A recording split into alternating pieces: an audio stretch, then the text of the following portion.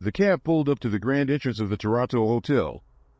As I stepped out, the chill of late autumn nipped at my skin. I paused to take in the hotel's grandeur, its historic facade exuding an air of elegance and mystery. The lobby buzzed with life, guests bustling to and fro, yet there was an unsettling undercurrent in the air that I couldn't quite place. I approached the check-in desk, my eyes wandering across the room. That's when I first noticed him, a gaunt man standing in the shadows, his gaze fixed on me. His eyes were sharp, almost piercing, as if he could see right through me. I shrugged off the discomfort as I collected my room key, chalking it up to travel fatigue. Later, in the hotel lounge, the man appeared again. This time, he approached with a curious familiarity. "Mark, isn't it?" he asked, a cryptic smile playing on his lips. I hesitated, trying to place him. "Yes, that's me." "Do we know each other?" His smile widened. "We've met before. Years ago." He spoke with a certainty that sent a shiver down my spine. The details he shared about my life were eerily accurate, yet I couldn't recall meeting him. "Sorry, you must be mistaken," I replied, masking my unease with a polite smile. As he walked away, I couldn't shake the feeling that this was the beginning of something unsettling. The next morning, I awoke with the stranger's words echoing in my mind. The city view outside my window was shrouded in a dense fog, mirroring my confusion. I tried to dismiss the encounter as a bizarre coincidence, but the stranger's familiarity and detailed knowledge of my life gnawed at my thoughts. I made my way to the conference, hoping to bury my unease in work. The presentations were a welcome distraction, yet I couldn't shake the feeling of being watched. During a break, I noticed him again, the stranger lingering in the lobby, his eyes following my every move. He approached me with the same enigmatic smile. "It's funny how memory works, isn't it? How we forget things that matter." "Who are you?" I demanded, my patience wearing thin. "Just someone passing through," he replied, evasively. "But I've seen you before, Mark. In another life, perhaps."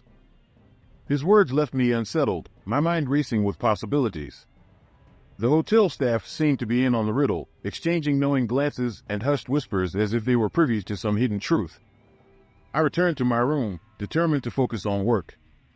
Yet, as I checked my phone, I realized something was wrong. Emails vanished from my inbox, and calls dropped unexpectedly. I was slowly being cut off from the world, leaving me isolated in this unfamiliar city. The stranger appeared one last time that evening, his presence a constant shadow. With each encounter, his words grew more cryptic and his knowledge of my life more precise, as if he was peeling back layers of a forgotten past. I had to know how he knew so much about me and what he wanted. The hotel felt increasingly claustrophobic, each hallway a labyrinth leading to more questions than answers. My phone's glitches grew more severe, emails disappeared, and calls failed to connect, severing my link to the outside world. At the conference, my performance faltered. I stumbled over my presentation, distracted by the stranger's haunting presence in the back of the room. My colleagues exchanged concerned glances, their confidence in me visibly shaken. The more I tried to concentrate, the more I felt like I was being watched, steadied even. Desperate for clarity, I retreated to the solitude of my room, trying to piece together any connection to the stranger. Yet, every attempt was thwarted by his inexplicable knowledge of my life. It was as if he had access to my innermost thoughts, the fears I buried deep. That evening, at a networking event in the hotel bar, he reappeared. His cryptic words cut through the mundane conversations around us. "Isn't it odd how strangers sometimes know us better than we know ourselves?" "What do you want from me?" I asked, my voice laced with frustration and a hint of desperation. "Understanding," he replied, his eyes unwavering. "We met before, Mark. You just don't remember." His words sent a chill down my spine, a feeling of déjà vu creeping in. I tried to shake off the feeling, dismissing it as stress-induced paranoia. Yet, the more I resisted, the more entangled I became in the web of half-remembered memories and unsettling truths. Back in my room, I paced the floor, questioning everything. My memories felt unreliable, fragmented. The stranger's presence had disrupted the very fabric of my reality, leaving me questioning my own mind. Sleep evaded me as I wrestled with dreams that blurred into waking nightmares. Shadows in the corners of my room seemed to shift and whisper, feeding the growing paranoia within me. I couldn't escape the feeling that I was losing grip on reality. Determined to regain control, I decided to delve into my own past, searching for any clue that might explain the stranger's claims. I called old friends, seeking validation that my memories were intact, yet every conversation left me with more questions than answers. Each phone call ended abruptly, plagued by the same technological malfunctions that now felt almost purposeful. In my desperation, I began to investigate the hotel's history, searching for any link that might explain the stranger's knowledge. Late at night, in the dim glow of my laptop screen, I uncovered a series of strange events tied to the hotel, guests who disappeared, whispers of a haunting presence that lingered within its walls. The more I uncovered, the deeper my paranoia grew. It was as if the hotel itself was conspiring against me, weaving its own narrative around my life. The stranger seemed to be a part of this story, his presence both a guide and a threat. My thoughts raced, connecting fragments of memories to the stranger's cryptic words. I was being drawn into a mystery I didn't understand, a labyrinth of my own making. The stranger appeared again, this time in a quiet corner of the hotel's library. His voice was a mere whisper, yet it carried the weight of truth. The past has a way of catching up with us, doesn't it, Mark? His words echoed in my mind, leaving me to question the very nature of memory and identity. Was he a harbinger of forgotten sins, or a figment of my unraveling mind? The stranger's presence was now an inescapable part of my reality. Every encounter heightened my desperation for answers. I needed to know how he knew so much about me and what his true intentions were. The time for evasions had passed. I found him in a secluded part of the hotel's garden, surrounded by the shadowy outlines of trees swaying in the evening breeze. The moon cast a pale glow over the scene, lending an air of unreality to the moment. "Enough games," I said, my voice firm with determination. "You say you know me, but I have no memory of you. Who are you, really?" He regarded me with a solemn expression, his eyes reflecting the moonlight. "You already know the answer, Mark. I'm someone from a past you've chosen to forget." His words struck a chord deep within me, stirring a long-buried sense of familiarity. I strained to recall, but my mind remained frustratingly blank. "You were different back then," he continued, his tone almost regretful. "You made choices that led us both here. This isn't just about you, Mark. It's about what we left behind." His revelation sent a shockwave through me, unraveling the tangled threads of my memories. Faces and places flashed through my mind, fragments of a past life I had tried to escape.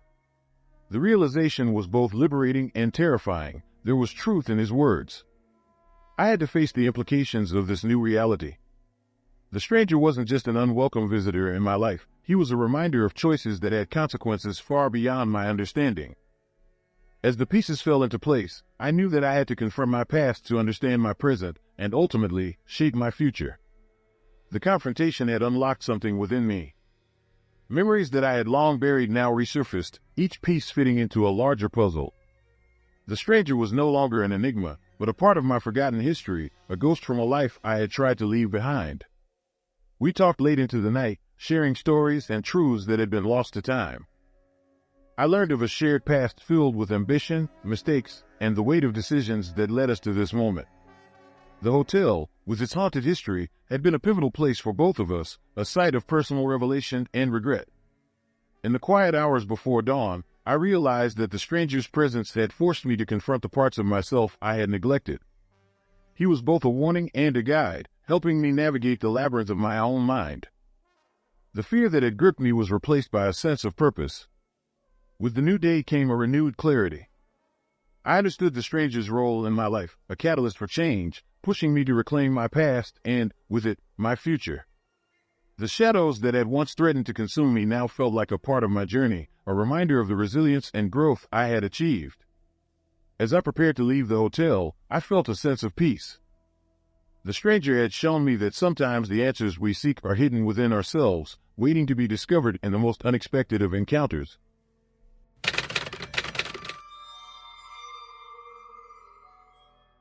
The rain drummed relentlessly against the cobbled streets of Dublin as I made my way home from the university.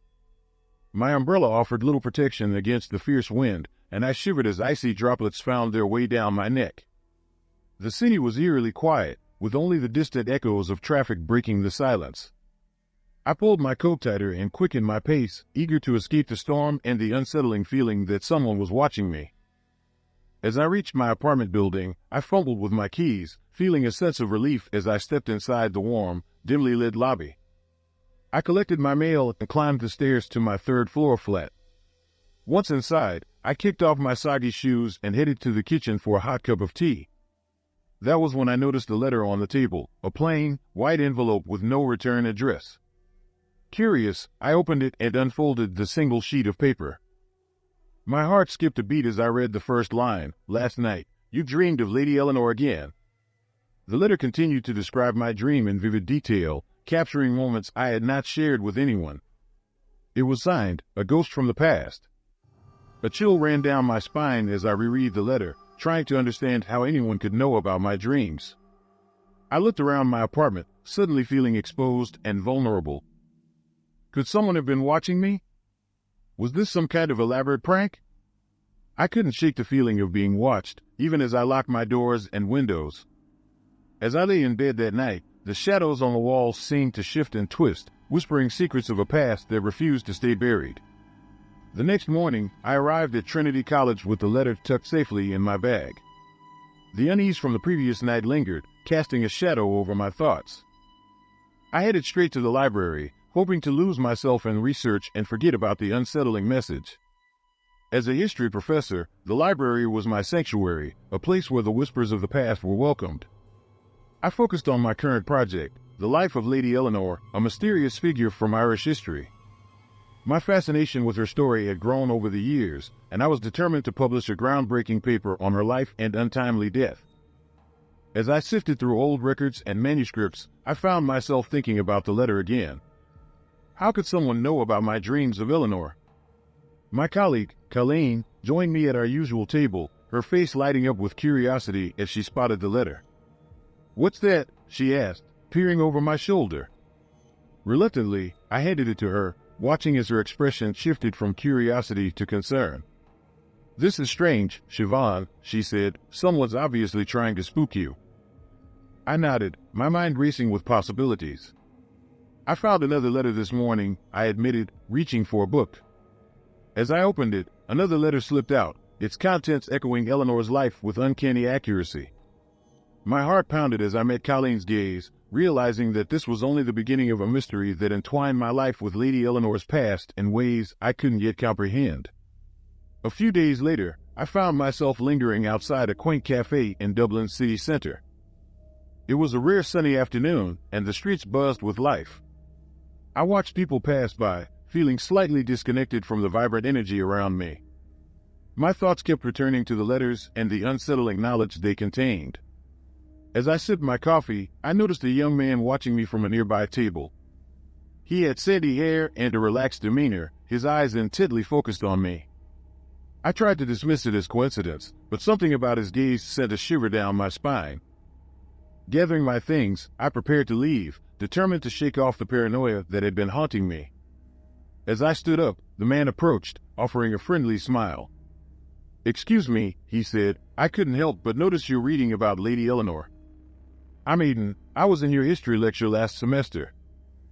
His voice was smooth, his demeanor charming, but I couldn't shake the feeling that there was more beneath the surface. I forced a polite smile and nodded, trying to recall his face from the sea of students. "Yes, I'm working on a project about her," I replied, my guard up. "She's quite fascinating." Aiden nodded, his eyes flickering with something I couldn't quite place. "She certainly is," he said. "Her story is captivating, don't you think? Almost like it's still alive today." His words unsettled me, and I quickly excused myself, feeling his gaze follow me down the street. As I walked, my phone buzzed in my pocket, an email notification. I stopped to check it and felt my heart drop. The message contained a list of my movements from the day, each step documented in detail. My breath hitched as I realized I was being watched more closely than I'd feared. Back at the university, I met Colleen in our usual spot in the library. I recounted my encounter with Aiden, my suspicions growing with each word. Colleen listened intently, her brow furrowed with concern. "This is serious, Siobhan," she said. "We need to find out who's behind this before it gets out of hand." Determined to uncover the truth, we decided to trace the origin of the letters. Colleen suggested checking the university's records for any unusual activity, and together, we combed through the archives.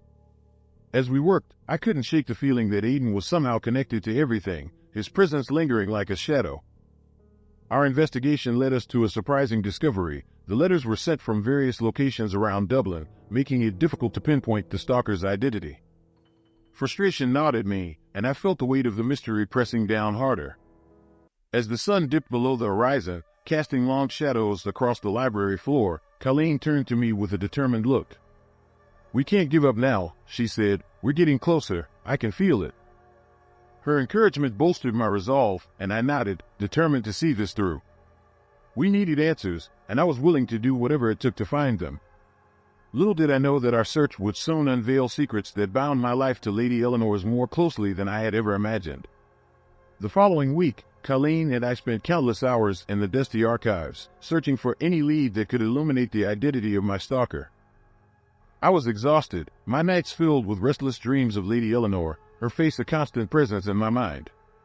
One afternoon, as I sifted through a pile of old manuscripts, a small, leather-bound diary caught my eye. The diary was withered and fragile, its pages yellowed with age. As I carefully opened it, my breath caught. It belonged to Lady Eleanor. My hands trembled as I read the first entry, Eleanor's elegant script recounting a forbidden romance with a lover whose identity was shrouded in mystery. Each entry was filled with passion and secrecy, echoing the same themes as the letters I had received. Colleen peered over my shoulder, her eyes wide with disbelief. "This is incredible," she whispered, "but how could anyone else know about this diary?" I shook my head, my mind racing with possibilities.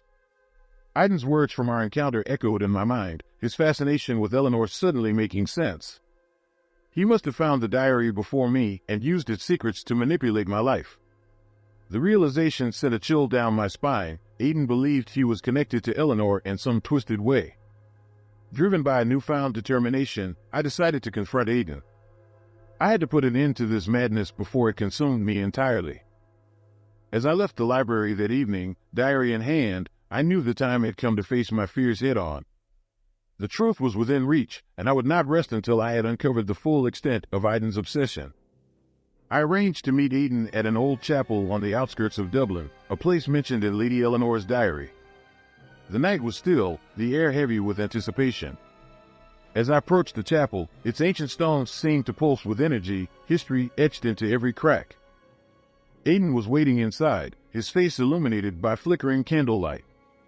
He smiled as I entered, a look of reverence in his eyes. "You came," he said. "I knew you'd understand eventually." I took a deep breath, clutching the diary tightly. "Aiden, this has to stop. You've twisted Eleanor's story to fit some fantasy." His expression darkened, and he stepped closer, his voice laced with desperation. "No, Siobhan, you don't understand. We're destined to relive this past, to make things right." I shook my head, forcing calm into my voice. "That's not how history works, Aiden. It's time to let go."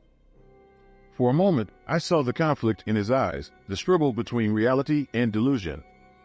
I used the diary to disprove his fantasies, highlighting Eleanor's own words that reflected a life far removed from his romanticized vision.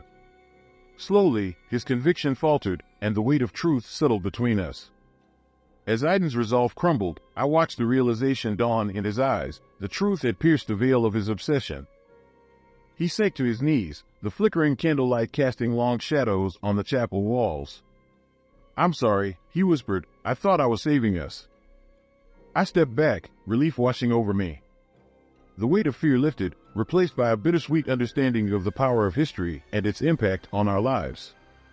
The police arrived shortly after, taking Aiden into custody.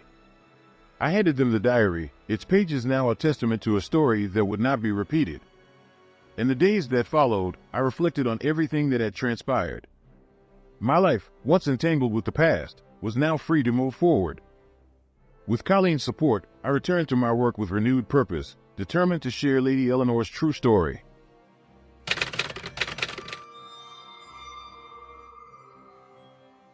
I arrived in Manchester on a crisp autumn afternoon, eager to leave behind the chaos of my old life. The neighborhood was charming, rows of Victorian houses lined with tall hedges, casting long shadows under the dim glow of streetlights. As I unpacked, a knock on the door startled me. It was the Collins family from next door, a perfect portrait of suburban bliss. "Welcome, Alice." Mrs. Collins beamed, handing me a freshly baked pie. Her husband, Mr. Collins, and their 2 children smiled warmly, as if rehearsed. "We have a barbecue every Sunday," she added. "You must join us." As they left, I noticed an envelope on my doorstep. I opened it to find a note scrawled in a hurried hand, "Mind the neighbors." My heart skipped a beat. Was it a prank or a genuine warning? The Collins seemed friendly enough, but something about their synchronized smiles unsettled me. That night, as I settled into my new home, I couldn't shake the feeling of being watched. The wind rustled the leaves outside, creating a haunting melody. Despite my unease, I reminded myself I came here for peace and solitude. But as the hours ticked by, sleep eluded me. My mind replayed the note's ominous message, "Mind the neighbors." What could it mean? The shadows seemed to lengthen, creeping into the corners of my mind, hinting at secrets hidden beneath the surface. Little did I know, my journey into their depths was just beginning. That night, the silence of the neighborhood was anything but comforting. I lay in bed, listening to the creaks and groans of the old house settling. As the clock struck midnight, I heard it, a soft shuffling outside my window. Peeking through the curtains, I saw masked figures darting between the houses.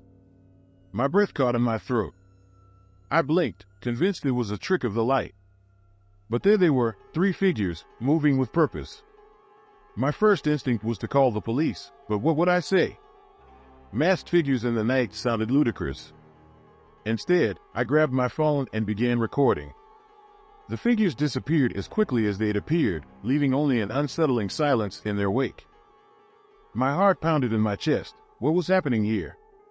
The following day, I ventured outside, hoping to find some clue about the previous night's events. I spotted Mrs. Henderson, the elderly woman across the street, watering her plants. She seemed to know everything that happened in this neighborhood. "Did you see anything unusual last night?" I asked, trying to keep my tone casual. Mrs. Henderson paused, her eyes flickering with something I couldn't quite place. "Oh, dear," she said, "some things are better left unseen." Her words sent a shiver down my spine. As I walked back to my house, I felt the weight of unseen eyes upon me. Whatever was happening in this neighborhood, I was determined to uncover it. I couldn't shake the feeling that Mrs. Henderson knew more than she was letting on. Her cryptic warning lingered in my mind like an unanswered question. That afternoon, I decided to pay her a visit. As I approached her quaint cottage, the air was thick with the scent of blooming chrysanthemums. "Mrs. Henderson welcomed me inside with a knowing smile. Her living room was cluttered with old photographs and trinkets, each one seemingly holding a story of its own. "I've lived here for 50 years, she said, offering me a cup of tea. "Seen many come and go. This neighborhood has its secrets." I leaned forward, eager for more. "What kind of secrets?" She hesitated, glancing around as if the walls themselves had ears. "There are those who believe in keeping things orderly. Sometimes that means watching, knowing." Her words were as unsettling as the masked figures I'd seen. I left her house with more questions than answers, my curiosity turning into a gnawing obsession. I had to know what was happening. That night, driven by an inexplicable urge, I began exploring my own house. In the basement, I found a loose floorboard. Beneath it, a narrow passage led to a small, hidden room. My heart raced as I entered. Dust and cobwebs clung to the walls, and in the center stood a table covered with old surveillance equipment and folders labeled with neighbors' names. Chills ran down my spine. The implication was clear. Someone had been watching us, recording our every move. The question was, who and why? The shadows seemed to deepen, the weight of my discovery pressing down on me. Whatever was going on, I had to find out, and fast. Staring at the surveillance equipment, I felt a mix of fear and anger. Someone in this neighborhood was monitoring us, collecting information. I flipped through the folders, each one meticulously detailed. There were photos, notes, and maps, all carefully organized. My own name was among them. I opened it with trembling hands. Inside were photos of me moving in, unloading boxes, talking to the Collins family. A chill crept over me. Someone had been watching me from the moment I arrived. Determined to uncover the truth, I decided to confront Mr. Collins. The following day, I caught him as he was leaving his house. "Mr. Collins," I called out, "can we talk?" He turned, smiling broadly, but there was a tension in his eyes. "Of course, Alice. What's on your mind?" I found something disturbing. I began cautiously, watching his reaction. "In my basement, there's a room filled with surveillance equipment." His smile faltered, just for a second. "Oh, that," he said, dismissively. "The previous owner was a bit of a conspiracy nut. You shouldn't worry about it." But his words rang hollow. There was something in his tone that suggested he knew more than he was saying. I returned home, the conversation replaying in my mind. That night, I heard voices outside, hushed but urgent. Peering through the curtains, I saw a group gathered in the Collins backyard, their faces obscured by shadows. My heart pounded as I realized the society was real, and they were meeting right under my nose. I knew I couldn't face this alone. I needed allies, someone who understood the gravity of the situation. But who could I trust?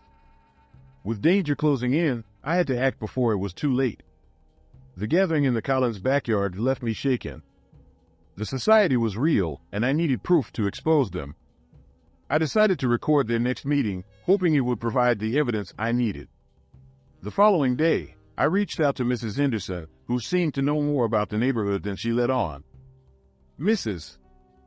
Henderson, I think something's happening here, something dangerous," I said, hoping she would understand. She nodded slowly, her eyes filled with a mix of fear and resolve. "I've seen it too, dear. The masks, the meetings. It's been going on for years." I was relieved to have found an ally. Together, we devised a plan. She would distract the Collins while I recorded their next meeting. The night arrived, and the air was thick with tension. Mrs. Henderson knocked on the Collins' door, her voice cheerful as she engaged them in conversation. I crept to the backyard, my heart pounding in my ears. Hidden in the shadows, I recorded their ritual, masked figures chanting, a new family being initiated. It was a chilling spectacle, one that confirmed my worst fears. Returning home, I felt a mix of triumph and dread. I had the evidence, but what if they discovered my actions? The next morning, I decided to confront Mr. Collins once more, this time armed with my recording. I caught him as he was tending to his garden. "Mr. Collins, I know about the society," I said. "I have proof."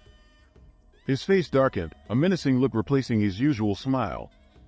"Alice, you don't understand what you're getting into," he replied. "This is bigger than you think." I held my ground, determined to see this through. The stakes were high, but I couldn't back down now. The truth had to come out.